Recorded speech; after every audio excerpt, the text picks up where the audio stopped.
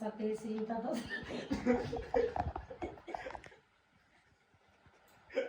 सन्तानले डाँडा काँडा ढाकुन् ल ल परमेश्वर लोग्राको भनेको प्रसादले आइन्द्रनाथ सत्य सीता तो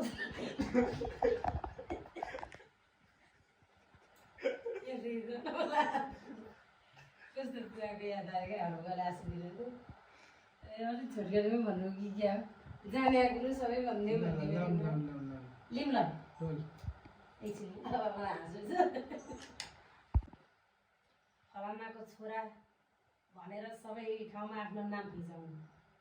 आमाको शिर ठाडो पार्ने काम गर्नु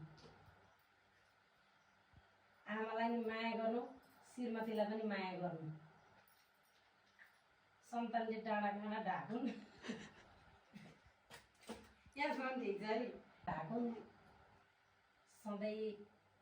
ज्ञान बुद्धिले भरिपूर्ण होस् नराम्रो बाटोमा हिँड्नु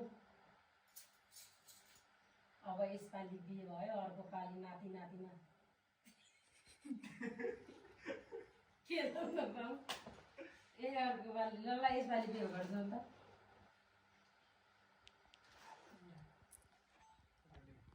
यसपालि अब बिहे भयो सुटुक्क भगाएर लिएर आइस् मैले अब राम्रोसँग गाउँभरिका मान्छे बोलाएर भतेर खुवाएर धुमधामले भित्र्याउने सोच थियो सुटुक्क ल्याइस् अब अर्को साल नाति नातिना खेलाउन पाउनु पर्यो मैले त्यति हो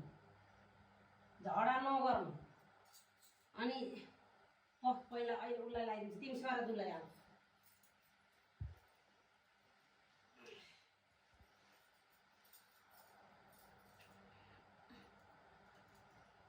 ल परमेश्वर नदुर्गा भवानीको प्रसादले